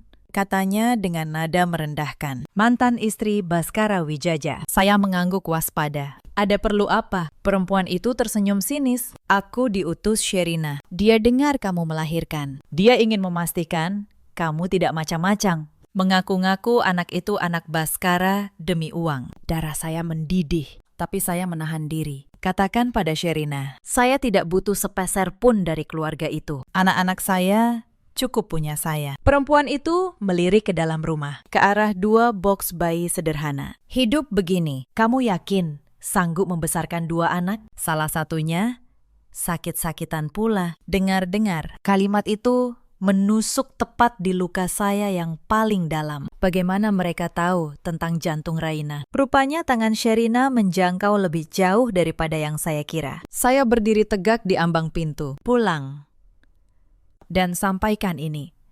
Saya pernah kalian jatuhkan saat saya tidak punya apa-apa, dan saya tetap berdiri. Apa yang membuat kalian pikir saya akan jatuh sekarang? Saat saya punya 2 alasan untuk berjuang." Saya menutup pintu di depan wajahnya. Tapi malam itu, saya menangis diam-diam di dapur agar ibu saya dan anak-anak tidak mendengar. Bukan karena takut, tapi karena lelah. Lelah harus selalu kuat. Lelah tidak pernah boleh roboh, barang sehari pun. Esok paginya, saya bangun, mencuci muka, dan kembali menggambar. Karena seorang ibu tidak punya kemewahan untuk menyerah pada hari kemarin. Peristiwa itu, anehnya, justru memperkuat tekad saya. Saya mulai menyimpan setiap bukti dengan lebih rapi. 3 foto layar ponsel Sherina, catatan tanggal, dan kejadian. Saya bahkan mulai mencari tahu secara hukum hak apa yang dimiliki anak-anak saya andai suatu hari kebenaran terungkap. Saya menghubungi seorang pengacara, Bu Asih namanya, yang menerima konsultasi dengan biaya ringan untuk para ibu tunggal. Beliau mendengarkan kisah saya, lalu berkata satu kalimat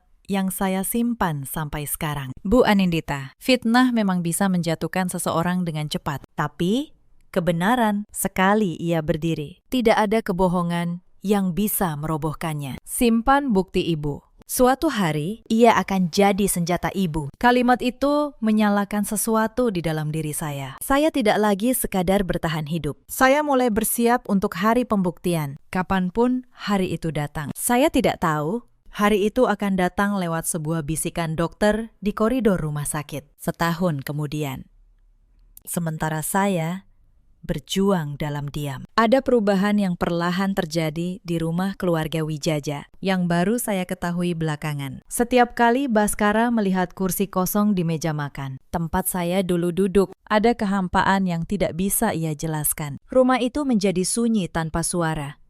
Saya menggambar di ruang tengah, tanpa aroma masakan saya di pagi hari. Sherina mengisi setiap ruang kosong itu dengan kehadirannya, tapi semakin ia memaksa, semakin Baskara merasakan ada yang salah. Senyum Sherina yang dulu tampak manis, kini terasa palsu di matanya. Dan ketika Bu Asih, sang asisten rumah tangga lama, akhirnya berani bicara, semua kepingan keraguan itu menyatu menjadi satu kesadaran yang menghancurkan. Baskara telah membuang permata dan menyimpan kaca yang berkilau. Tapi penyesalan datang selalu terlambat. Dan saat itu, ia bahkan tidak tahu di mana saya berada. Apalagi tahu bahwa 2 darah dagingnya sedang tumbuh di sebuah rumah petak di Bekasi. Tapi takdir punya cara yang aneh untuk mempertemukan kembali yang pernah terpisah. Bukan hanya tubuh saya yang diuji selama tahun itu, hati saya pun diuji. Pada bulan ke-6 usia si kembar, sebuah surat datang ke rumah petak saya. Surat dari pengadilan. Tangan saya dingin saat membukanya. Ternyata Sherina, lewat seorang pengacara, mencoba menyebar kabar bahwa saya menelantarkan anak dan tidak layak menjadi ibu. Tujuannya jelas. Ia ingin memastikan saya tidak pernah punya celah untuk kembali pada Baskara. Bahkan, andai kebenaran terungkap. Saya membawa surat itu pada Bu Asih, pengacara saya. Beliau membacanya, lalu tersenyum tenang. Bu Anindita, ini hanya gertakan. Tidak ada satupun bukti yang mendukung tuduhan ini. Justru, kalau mereka berani melanjutkan, kita yang akan punya alasan kuat untuk balik menggugat pencemaran nama baik. Saya mengumpulkan semua bukti saya. Catatan medis Raina yang lengkap. Kwitansi setiap pembayaran rumah sakit. Surat keterangan dari penerbit tempat saya bekerja. Semua itu membuktikan satu hal. Saya bukan ibu yang menelantarkan. Saya ibu yang berjuang sampai titik darah penghabisan. Gertakan Sherina pun layu dengan sendirinya. Tidak ada gugatan yang berlanjut. Tapi peristiwa itu mengajarkan saya satu hal penting. Selama saya memegang kebenaran dan menyimpan buktinya dengan rapi, tidak ada kebohongan yang bisa benar-benar mengalahkan saya. Saya menyimpan map berisi semua dokumen itu di tempat yang aman. Map yang sama. Yang setahun kemudian akan saya bawa ke ruang tamu keluarga Wijaja. Dan saya buka di depan mata mereka semua. Malam itu, sebelum tidur, saya menatap kedua anak saya yang terlelap. Wajah mereka begitu tenang, begitu tak berdosa. Mereka tidak tahu betapa kerasnya dunia di luar sana memperlakukan ibu mereka. Dan saya bertekad, selama saya masih bisa berdiri, mereka tidak akan pernah merasakan dinginnya difitnah dan dibuang seperti yang saya rasakan. Saya mencium kening Raka. Lalu, Raina, saya berbisik pelan. Tidurlah. Nak, esok Bunda akan berjuang lagi untuk kalian. Ada satu kebiasaan yang saya bangun selama tahun terberat itu. Setiap malam sebelum tidur, saya menuliskan satu kalimat di sebuah buku tua. Kalimat tentang satu hal baik yang terjadi hari itu, sekecil apapun. Hari ini Raina tersenyum untuk pertama kalinya. Hari ini saya menyelesaikan 2 ilustrasi. Hari ini ibu memasak sayur asem kesukaan saya. Hal-hal kecil yang membuat saya ingat bahwa di tengah kegelapan selalu ada secercah cahaya kalau saya mau mencarinya. Buku itu kini hampir penuh.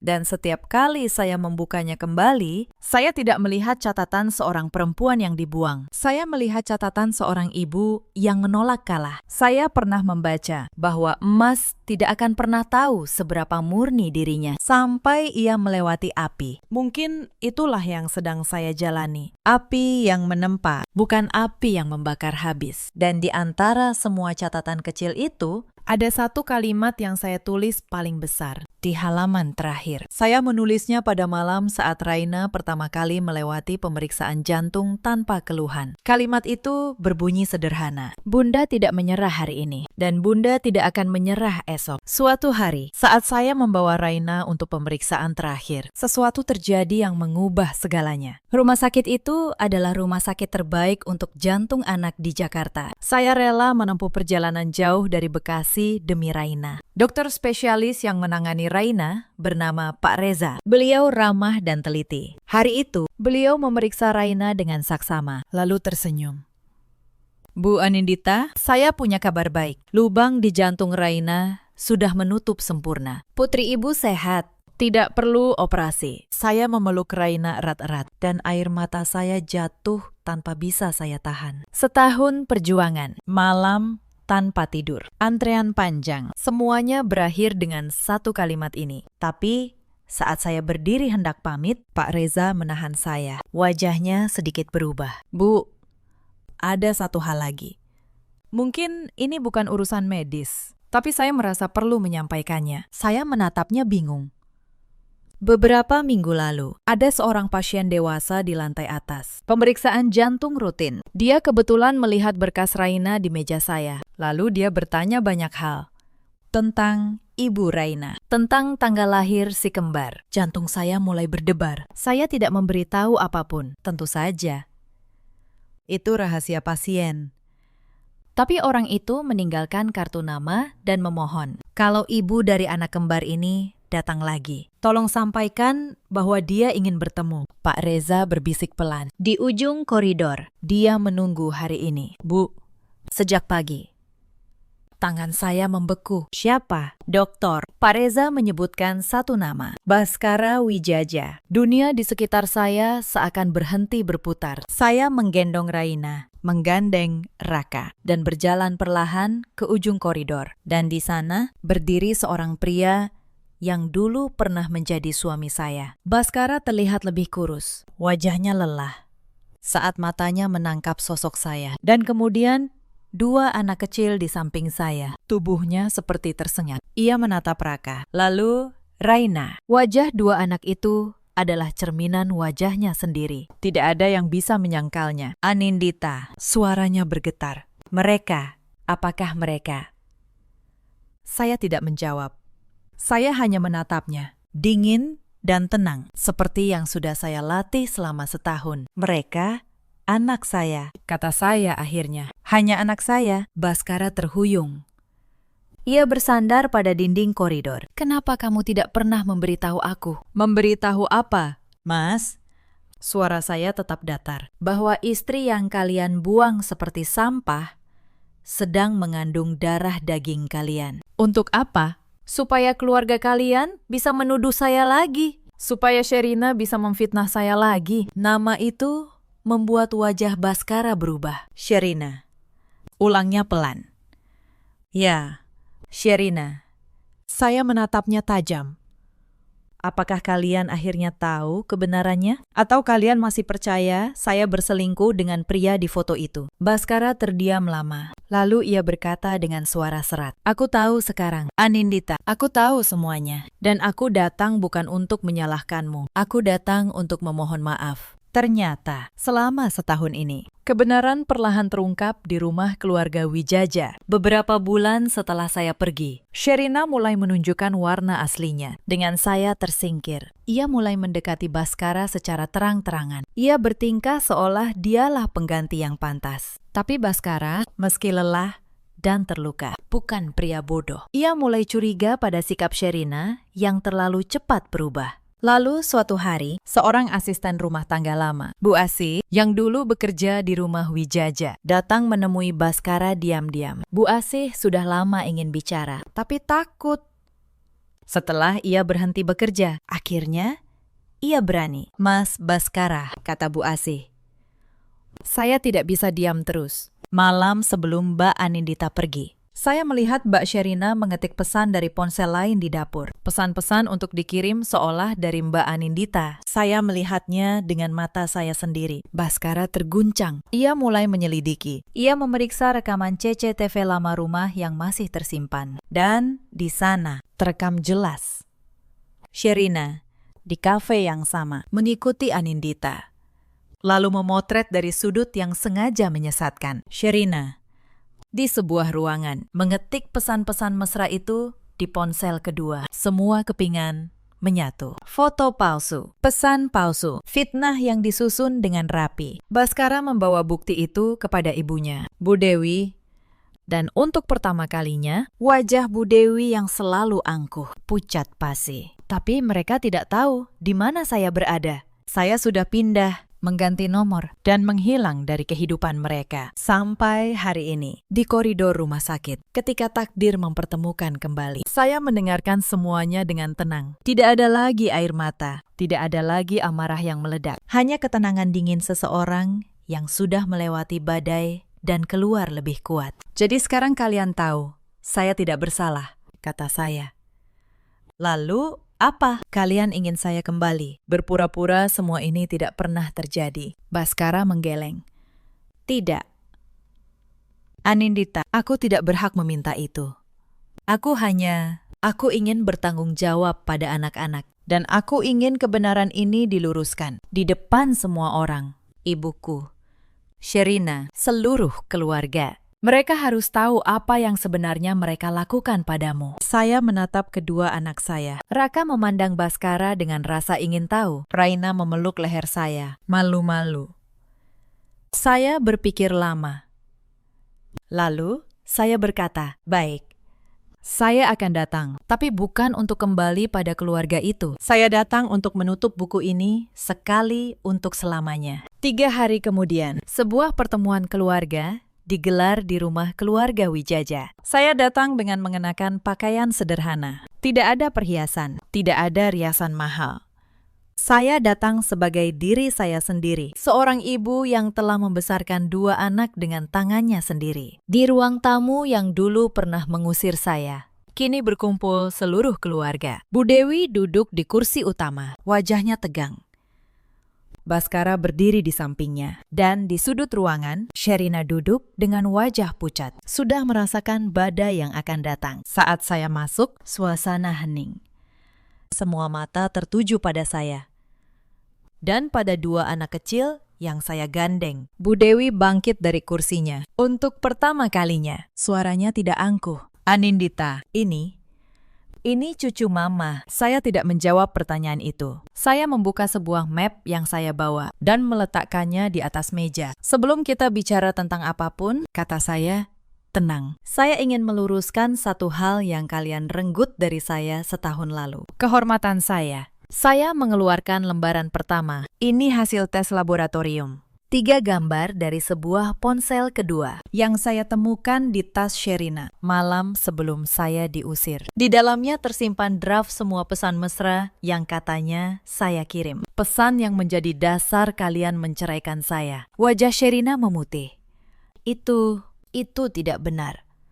Aku tidak pernah. Saya mengeluarkan lembaran kedua dan ini hasil analisis nomor. Nomor yang dipakai mengirim pesan itu terdaftar atas pembelian tunai di sebuah konter dekat rumah ini. Rekaman CCTV konter yang sudah diminta oleh pengacara saya menunjukkan wajah pembelinya. Saya meletakkan sebuah foto di atas meja. Wajah Sherina jelas sedang membeli kartu SIM itu. Ruangan itu sunyi senyap.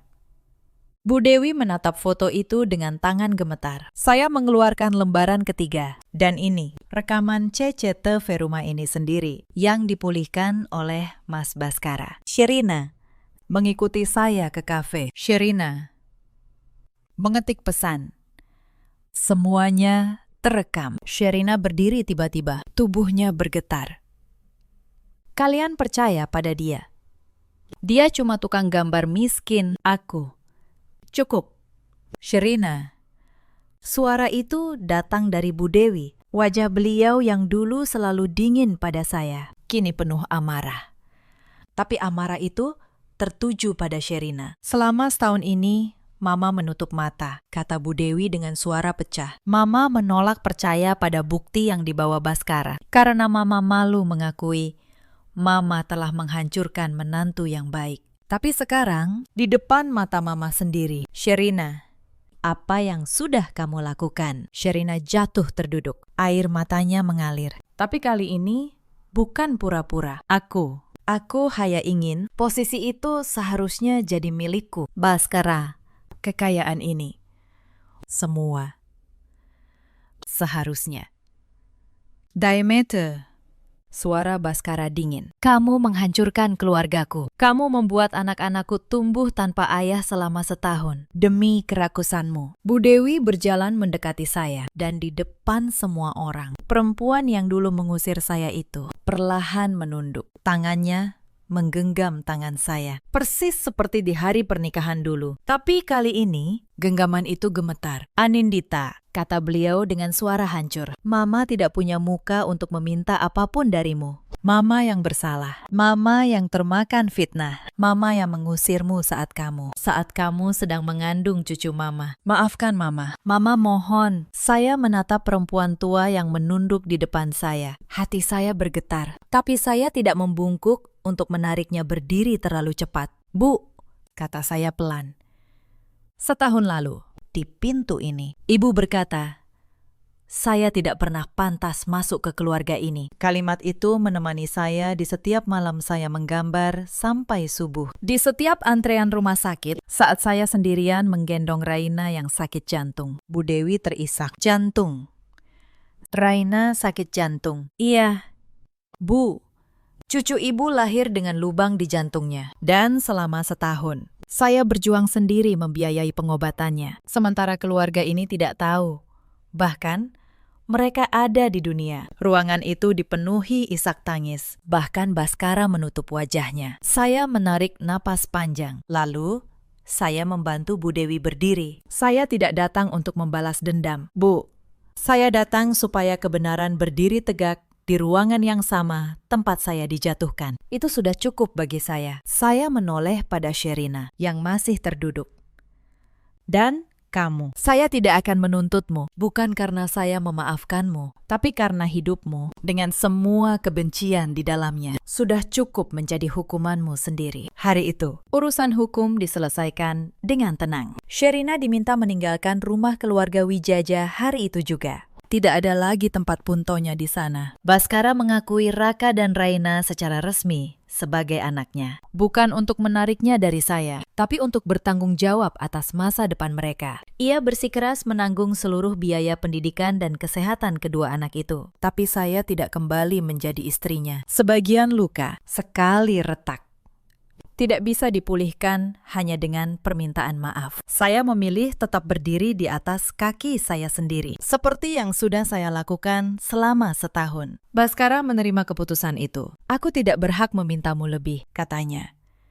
Yang bisa kulakukan adalah menjadi ayah yang baik mulai sekarang.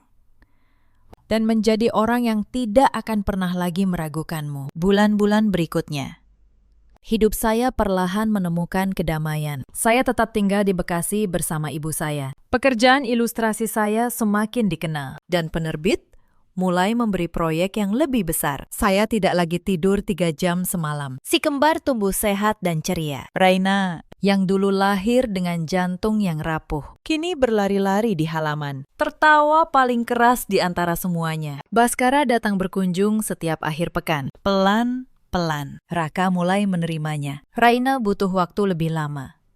Tapi anak-anak punya cara sendiri untuk membuka hati. Bu Dewi pun berubah. Beliau bukan lagi mertua angkuh yang menghitung kesalahan saya. Beliau datang ke Bekasi membawa serundeng, teh jahe, dan obat-obatan untuk anak-anak. Beliau menggendong Raina dengan air mata di matanya, seolah berusaha menebus setiap hari yang hilang. Suatu pagi, saat keluarga itu hendak kembali ke Jakarta setelah berkunjung, Bu Hani membungkuskan serundeng, teh jahe, dan sekantong obat flu anak untuk dibawa. Di sana mungkin dingin, kata ibu saya. Jangan lupa pakaikan jaket buat anak-anak. Kalau ada apa-apa, telepon ibu. Ibu memang tidak kaya, tapi ibu punya banyak cerita dan kebaikan hati. Baskara mengantar kami ke stasiun pagi itu. Raka memeluk sebuah mainan rakitan yang masih kurang satu bagian, lalu memberikannya pada Baskara. Nanti kalau ayah ke Bandung, kita pasang lagi, kata Raka polos. Tapi kalau salah pasang, aku bongkar lagi, ya. Baskara berdiri mematung. Untuk pertama kalinya, Raka memanggilnya ayah. Ia hanya bisa mengangguk pelan, menahan air mata yang menggenang. Saya menatap pemandangan itu dari kejauhan. Dan untuk pertama kalinya sejak hujan September itu, saya tersenyum dengan hati yang benar-benar ringan. Cerita ini mengajarkan kita satu hal. Jangan pernah menjatuhkan seseorang hanya karena bisikan dan kecurigaan. Dan jangan pernah mengukur nilai seseorang dari hartanya. Karena hati yang kuat tidak pernah bisa dibeli atau dihancurkan. Ada banyak perempuan di luar sana yang pernah berada di posisi saya. Difitnah saat tidak bersalah. Dibuang saat paling membutuhkan. Lalu dipaksa berdiri sendiri di tengah hujan. Untuk kalian, ketahuilah, diam bukan berarti kalah. Kadang diam adalah cara seorang perempuan menabung kekuatan untuk hari ketika kebenaran akhirnya berbicara. Ada juga banyak suami di luar sana seperti Baskara dulu, lelah,